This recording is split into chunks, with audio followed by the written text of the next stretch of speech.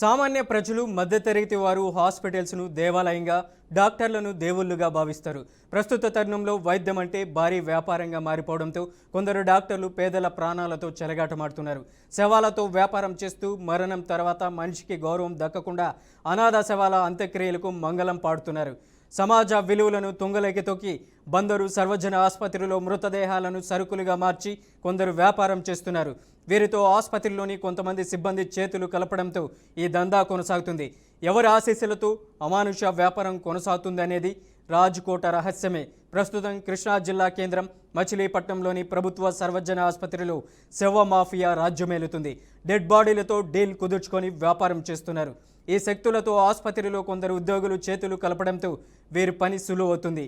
ఒక్కొక్క అనాథ మృతదేహానికి ధర నిర్ణయించి 70,000 రూపాయల నుంచి లక్షల వరకు దండుకుంటుంది.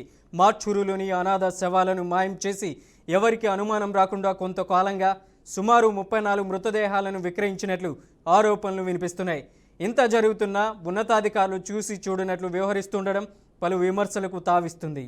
ఇక అనాథ శవాలు ఎక్కువ కాలం చెడిపోకుండా ఉంచడానికి ఫార్మలిన్ను ఉపయోగిస్తున్నారు. ప్రభుత్వ ఆసుపత్రి నిధులతోనే కొనుగోలు చేసిన 340 లీటర్ల ఫార్మలిన్ను ఈ అనాథ మృతదేహాలకు సంరక్షించేందుకు వినియోగించారనే ఆరోపణలు వినిపిస్తున్నాయి. సర్వజన ఆసుపత్రి జిల్లా కేంద్ర ప్రభుత్వ ఆసుపత్రిగా ఉన్న సమయంలో అనాథ మృతదేహాలను 5 రోజుల పాటు భద్రపరిచేవారు. ఆ శవం సంబంధిత వ్యక్తులు ఎవరూ రాకపోతే మున్సిపల్ సిబ్బందికి అప్పగించి అంత్యక్రియలు నిర్వహించేవారు. అయితే మెడికల్ కళాశాలకు అనుబంధంగా మారిన తర్వాత ఈ విధానం పూర్తిగా మారిపోయింది. ఇక ప్రభుత్వ సర్వజన ఆసుపత్రిలో మృతదేహాల వ్యాపారంపై వస్తున్న ఆరోపణలపై కలెక్టర్ సంబంధిత అధికారులను వివరణ కోరారు. సర్వజన ఆసుపత్రుల్లోని అనాథ మృతదేహాలను ప్రభుత్వ మెడికల్ కళాశాలలకు గుర్తింపు పొందిన మెడికల్ కళాశాలకు పంపడం కానీ లేకపోతే అంత్యక్రియలు నిర్వహిస్తుంటారు. ఈ నిర్ణయాలను సూపరింటెండెంట్తో పాటు 4 డిప్యూటీ సూపరింటెండెంట్లు తీసుకుంటారు. ఇక్కడే మాఫియాతో చేతులు కలిపిన ఆసుపత్రి ఉద్యోగులు వీరి నైపుణ్యాన్ని ప్రదర్శిస్తున్నారు. వీరు మృతదేహానికి సంబంధించిన వారి వివరాలను సేకరిస్తుంటారు. అది అనాథ మృతదేహమని నిర్ధారించుకుంటారు. అనంతరం తగిన ఆధారాలు ఓ కల్పిత కుటుంబాన్ని సృష్టిస్తారు. సదరు కల్పిత కుటుంబం ఈ మృతదేహం తమ బంధువుదేనని ఆసుపత్రి వర్గాలను నమ్మించి తీసుకుంటారు. ఈ కుటుంబానికి కొంత నగదు ముట్టజెప్పి మృతదేహాన్ని కొందరు ఉద్యోగుల మాఫియాకు అప్పగిస్తూ ఉంటారని తెలుస్తుంది. వారం రోజుల క్రితం ఇదే తరహా ఘటన వెలుగులోకి రావడంతో ఈ వ్యవహారం బట్టబయలైంది. ఈ ఆసుపత్రి ప్రక్రియలో ప్రధానంగా సిబ్బంది కొందరు వైద్యాధికారులు సహకరిస్తున్నట్లు బలంగా ఆరోపణలు వినిపిస్తున్నాయి. సర్వజన ఆసుపత్రి మచిలీపట్నం నందు శవాల వ్యాపారం అనేది ఈ మధ్య వస్తుందండి. అలాంటివి ఇక్కడ ఏం జరగట్లేదు. ఎందుకంటే ఇక్కడికి వచ్చే బాడీస్ ఏమన్నా ఉన్నా అవి అన్క్లెయిమ్డ్ అయ్యి పోలీస్ క్లియరెన్స్ వచ్చిన తర్వాత మెడికల్ కాలేజ్కి ఇవ్వటం జరుగుతుంది. మెడికల్ కాలేజ్లో స్టూడెంట్స్ ఉంటారు. మన మెడికల్ కాలేజ్ స్టార్ట్ అయ్యి 3 ఏళ్ళు అయింది. మన స్టూడెంట్స్కి ఉపయోగపడాలి అని చెప్పి మేము పర్మిషన్ తెచ్చుకొని మెడికల్ కాలేజ్కి ఇస్తూ ఉంటాము. ఆ మెడికల్ కాలేజ్లో స్టూడెంట్స్ 15 మంది స్టూడెంట్స్కి ఒక బాడీ ఇవ్వాల్సి వస్తుంది. ప్రతి సంవత్సరం మనం 20 బాడీస్ని మెయింటైన్ చేయాలి ఎన్ఎంసీ రూల్స్ ప్రకారం. సో వాటికి వాటమే జరుగుతుంది తప్ప బయటికి ఇవ్వడానికి కుదరదండి. బయటికి వ్యాపారము మాఫియా ఇట్లాంటివి ఏమీ జరగట్లేదు ఇక్కడ. ఇది తెలియజేయాలని నేను కోరుతున్నాను. ఎప్పుడైనా అంటే ఇదివరకు పాత కాలేజెస్లో జరుగుతూ ఉంటుందండి. ఎందుకంటే వాళ్ళకి ఎక్కువ ఉన్నప్పుడు కొన్ని గవర్నమెంట్ ద్వారా రిక్వెస్ట్ లెటర్ పెట్టుకొని ప్రభుత్వం ద్వారా రిక్వెస్ట్ లెటర్ పెట్టుకొని వాళ్ళు వస్తారు. వచ్చినప్పుడు కొన్ని సప్లై చేయడం సర్ప్లస్ అంటే మన స్టూడెంట్స్కి సరిపోగా ఇంకేమైనా ఎక్కువ మిగిలితే ఇస్తారు తప్ప మనది ఇప్పుడిప్పుడే వస్తున్న మెడికల్ కాలేజీ మనకి ఇవ్వడానికి ఆస్కారం చాలా తక్కువ. ఎందుకంటే మెడికల్ కాలేజ్లోనే చాలా తక్కువ బాడీస్ ఉంటుంటాయి. మన ప్రతిసారి 20 మెయింటైన్ చేయాలి స్టూడెంట్స్ కోసం. ప్రతి సంవత్సరానికి 10 స్టూడెంట్స్కి ఇవ్వాలి, 10 ట్యాంక్లో ఉండాలి. సో మనం మెయింటైన్ చేయడానికి సరిపోతాయి. ఈ మధ్య కాలంలో మనకి 1-2 తప్ప ఎక్కువ అన్క్లెయిమ్డ్ బాడీస్ రాలేదండి. అవి వచ్చినా సరే అవి పోలీస్ క్లియరెన్స్ ద్వారా వస్తేనే అవి అన్క్లెయిమ్డ్ అవుతాయి. అవి మనకి ఇస్తారు. ఇంకోటి స్టూడెంట్స్కి తక్కువగా ఉండడం వల్ల కొంతమంది బాడీ డోనర్స్ ఉంటాడండి, శరీర దానం చేస్తూ ఉంటారు. సంఘ సేవకులు అట్లా ఉంటారు. వాళ్ళ ద్వారా అప్పుడప్పుడు మనకి డొనేషన్స్ వస్తుంది. ప్రభుత్వ సర్వజన ఇదే అంశానికి సంబంధించి అప్డేట్ ఇవ్వడానికి మా ప్రతినిధి సుబ్బు ఫోన్ లైన్లో ఉన్నారు. సుబ్బు, ఏంటి బందరు ప్రభుత్వ ఆసుపత్రిలో శవాలతో వ్యాపారం అప్డేట్ ఏంటి? ఓకే మనోజ్, ఈ మచిలీపట్నం ప్రభుత్వ ఆసుపత్రి ప్లస్ ఈ మెడికల్ కాలేజ్ కూడా ఉంది. ఈ 2 అనుసంధానంగా నడుస్తున్నాయి. ఇటీవల ఇందులో శవాలని అమ్ముకుంటున్నారని చెప్పేసి కొన్ని వార్తల్లో అయితే రావడం జరిగింది.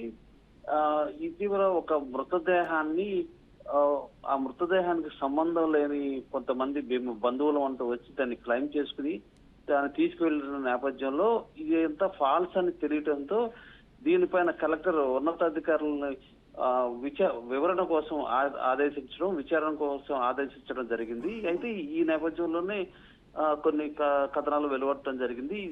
ఈ కథనాల ఉద్దేశం దీని మేరకు వాళ్ళ తాత్పర్యం ఏంటంటే, ఇక్కడ మెడికల్ హాస్పిటల్ సర్వజన ఆసుపత్రి ప్లస్ మెడికల్ కాలేజ్ లో ఈ మెడికల్ సర్వజన ఆసుపత్రిలో ఏదైతే మార్చిలో భద్రపరుస్తున్న ఏదైతే అనాథ శవాలు ఉంటాయో వాటిని అమ్ముకుంటున్నారని చెప్పేసి కొన్ని కథనాలు వెలుగులోకి వచ్చాయి. ఈ నేపథ్యంలోనే ఇప్పటి వరకు 34 శవాలను ఇలా అమ్ముకున్నట్టుగా కూడా తెలుస్తుంది. వీటన్నిటిని కొంతమంది బ్రోకర్లు ఏర్పడి మెడికల్ కాలేజీలకు, ఇప్పుడు మనం సర్వజన ఆసుపత్రి నుంచి ప్రైవేట్ మెడికల్ కాలేజీలకి ఒక శవాన్ని ఇవ్వాలంటే దానికి 1,90,000 ప్రొసీజర్లు ఉంటాయి. క్లియరెన్స్ తో పాటు ఒక డీన్ ప్లస్ 4 సబ్ డీన్స్ అంటే ఒక అధికారి మెడికల్ అధికారితో పాటు 4 డిప్యూటీ మెడికల్ అధికారులు దానికి అప్రూవల్ చేయాల్సి ఉంటుంది. దాంతో పాటు పోలీస్ క్లియరెన్స్, రెవెన్యూ క్లియరెన్స్, ఇలా 1,90,000 ఉంటాయి, ఎంక్వైరీస్ ఉంటాయి. అదే అంత ఈజీగా మెడికల్ కళాశాలకు, ప్రైవేట్ మెడికల్ కళాశాలకు డెడ్ బాడీ దొరకడం అనేది చాలా కష్టం. దాని చాలా టైం టేకింగ్ ప్రాసెస్ అవుతుంది. దరిదాపుగా 6 నెలల నుంచి సంవత్సరం పాటు ఈ ప్రాసెస్ నడుస్తుంది దాదాపుగా. అయితే ఇంత ప్రాసెస్ నడవడం ముందు అప్లికేషన్ పెట్టుకోవాలి, ఈ ప్రాసెస్ అంతా నడవాలి. ఈ ప్రాసెస్ అంతా నడిచిన తర్వాత వీళ్ళ టర్న్ వచ్చిన తర్వాత ఆ బాడీని ఆ సంబంధిత మెడికల్ కాలేజ్ కి ఇవ్వడం జరుగుతుంది. అది కూడా నామినల్ ఫీజెస్ తో ఇవ్వడం జరుగుతుంది. ఈ ప్రాసెస్ అంతా జరగటానికి వీళ్ళు టైం వచ్చేపాటికి ఇదంతా జరగడానికి కొంచెం ప్రాసెస్ తో అవుతుంది. కాబట్టి మెడికల్ కాలేజ్ చెందిన కొంతమంది అక్కడ మెడికల్ మాఫియాతో ఇంటరాక్ట్ అవ్వడం జరిగింది. అక్కడ ఇప్పటికే మనం ప్రభుత్వ హాస్పిటల్లో చూసుకుంటే, సర్వజన హాస్పిటల్లో కొంతమంది హాస్పిటల్ మీద బతుకుతున్న పరిస్థితి నెలకొని ఉంది. ఎలాగంటే చచ్చిపోయిన శవాలను తీసుకెళ్ళడానికి ఒక అంబులెన్స్, ఆ అంబులెన్స్ సర్వీస్ కి ఒక వ్యక్తి ఉంటాడు. అక్కడ నుంచి వేరే వెహికల్స్ లో ఆ శవాన్ని తీసుకెళ్ళడానికి కూడా అనుమతులు ఇవ్వని పరిస్థితి నెలకొని ఉంటుంది. అయితే ఇలాంటి పరిస్థితులు అయితే నెలకొని ఉంటాయి. ఇలా ఈ మెడికల్ మాఫియా అక్కడ కొంతమంది మాఫియాని ప్రైవేట్ హాస్పిటల్ కి సంబంధించిన వాళ్ళు కొంతమంది అప్రోచ్ అవడం జరిగింది. వాళ్ళు హాస్పిటల్లో ఉన్న ఎవరైతే కొంచెం అవసరాల్లో ఉంటారో అధికారులు వాళ్ళని ఆసరాగా చేసుకుని వాళ్ళని ప్రలోభ పెట్టి, మీరు ఈ బాడీని కనుక మేము ఇలా ఈ రకంగా క్లైమ్ చేసుకుంటాం, థర్డ్ పార్టీని తీసుకొచ్చి మా బంధువులు అని చెప్పి క్లైమ్ చేసుకుంటాం. ఈ థర్డ్ పార్టీని ఇక్కడ ఈ మెడికల్ మాఫియా ఏం చేస్తుంటే, ఆ డెడ్ బాడీకి ఒక ఆధార్ కార్డు క్రియేట్ చేసి అది వాళ్ళ బంధువుల ద్వారా తీసుకొచ్చి, ఇది మా బంధువే, ఇది ఆధార్ కార్డు అని చెప్పి ఈ ఆధార్ కార్డుని బేస్ చేసుకుని అక్కడ అధికారులు ప్రొసీజర్ మొత్తం జరుగుద్ది. కాకపోతే అక్కడ అధికారులకు నామకే వాస్తవ ప్రొసీజర్ చేసి ఆ బంధువులకు అప్పచెప్పే ప్రయత్నం చేస్తారు. ఈ అనాథ శవం అంటే అక్కడ కొంతకాలం ఉంచాల్సి వస్తుంది. సుమారు ఒక వారం రోజుల పాటు అక్కడ ఉంచాల్సి వస్తుంది. ఇదంతా పోలీస్ ప్రొసీజర్ అంతా నడుస్తూ ఉంటుంది.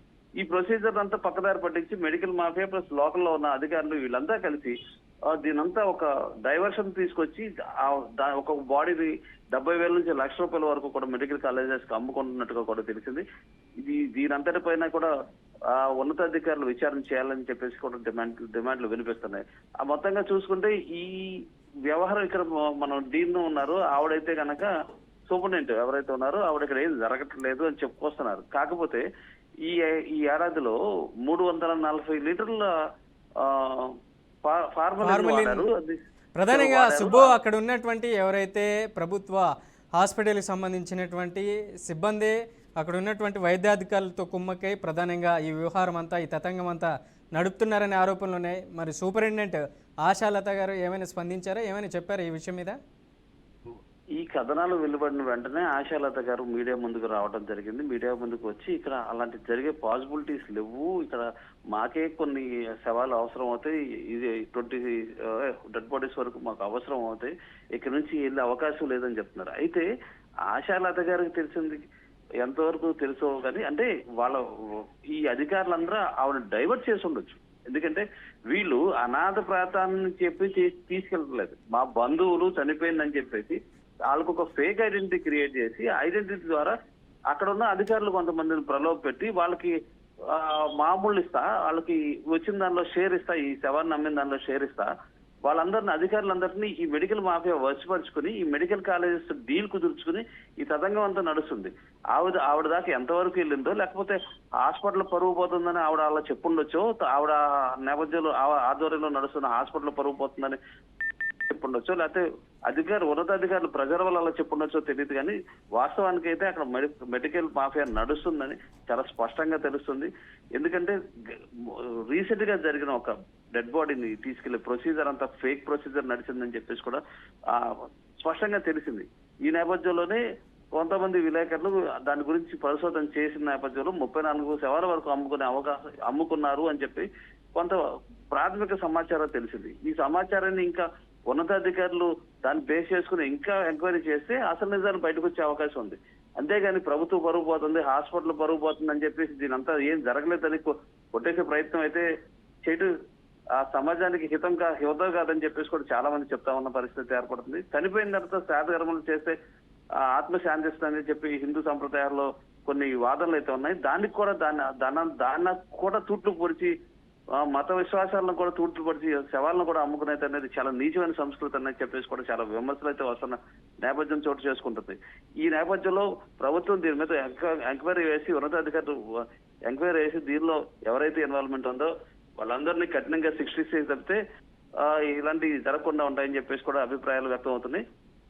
అంతేకాకుండా 340 లీటర్ల ఫార్మాలను దేనికి వాడారు, ఇవన్నీ కూడా విచారించాల్సిన అవసరం ఉంది. ఈ నేపథ్యంలో విచారణ చేస్తే తప్పితే నిజాలు బయటకు వస్తే తప్పితే ప్రజలకి అధికారుల మీద నమ్మకం ఉన్న పరిస్థితి నెలకొని ఉంటుంది. Manoj. Right Subbu, thank you for the update.